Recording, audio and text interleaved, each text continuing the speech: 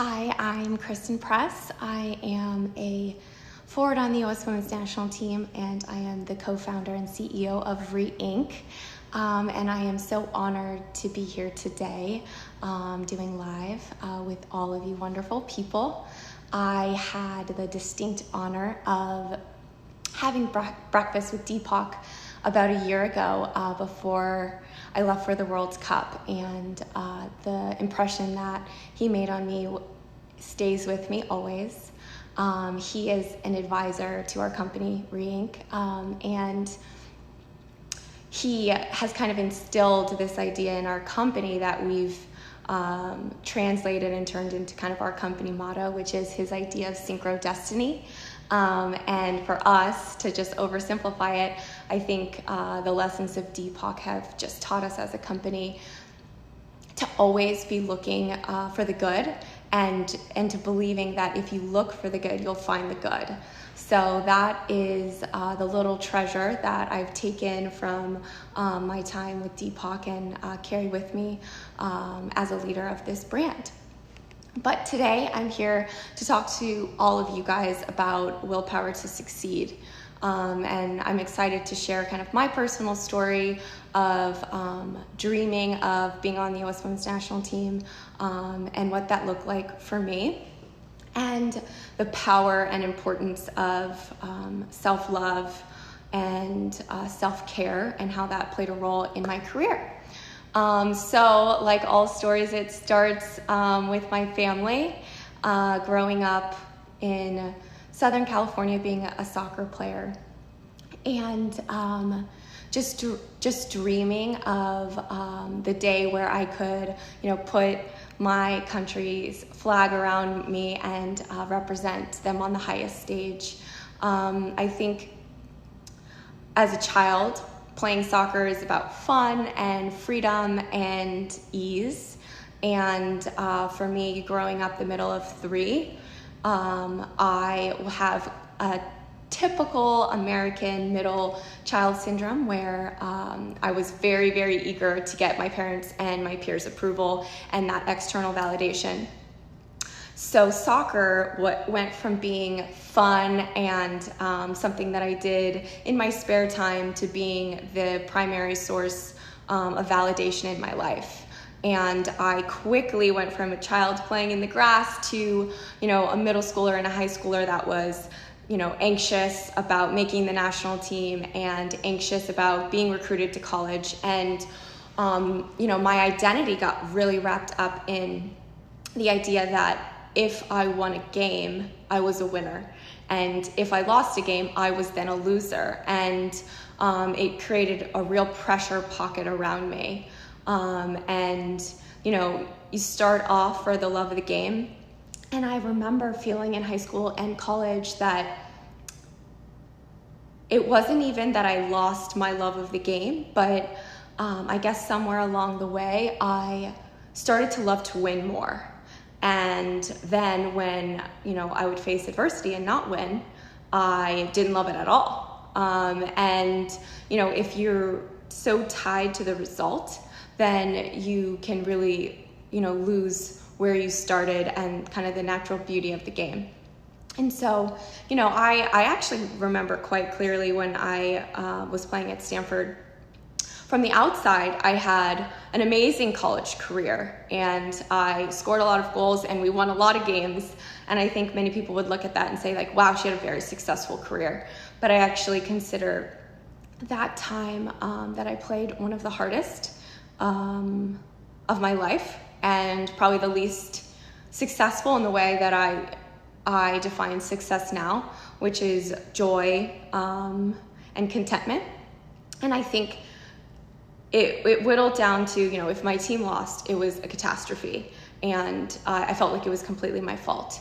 If we won, I still believed that I could have played better or produced more. If I scored twice and we won, I wasn't happy. I was relieved because my standards had just become so high. And my drive to win and seeking that external validation became so, so important to me. And it was in 2012 that my life and my game totally changed. I was a year out of college. I was dreaming and, staying up all night actually worrying about making the national team. It was an Olympic year, and the professional league that I played in the United States folded. And I was left unemployed, not on the national team, no longer on a professional team. And we were 6 months out from the Olympics. And so my shots of making that Olympic team seemed slim to none.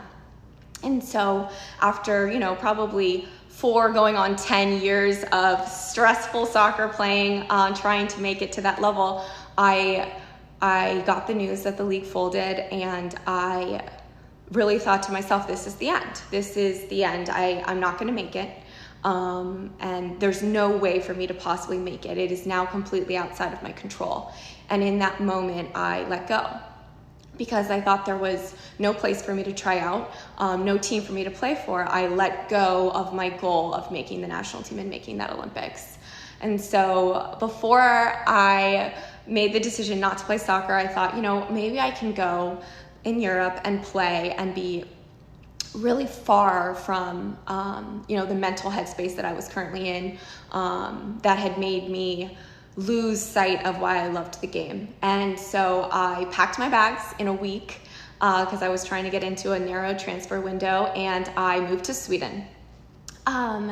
And just before I left, I took a 4-day Vedic meditation course in California that I learned the practice that I now have sustained for 8 years, I think. 8 years, yeah.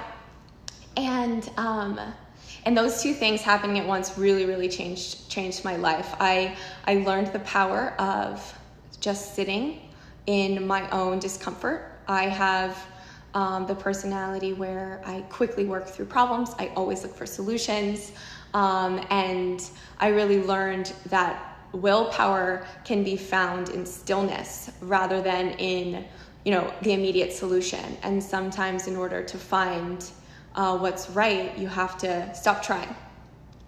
And at the same time, I let go of all of my expectations for the game and making the Olympic team. And I went to Sweden and I just started to play. And I started to play with joy that I hadn't played in years. And I made friends and I learned. And I remember feeling like a full human for the first time, like not just a soccer player, but I was sightseeing and I was meeting new people and I was learning new language, and I felt like a full, complete human.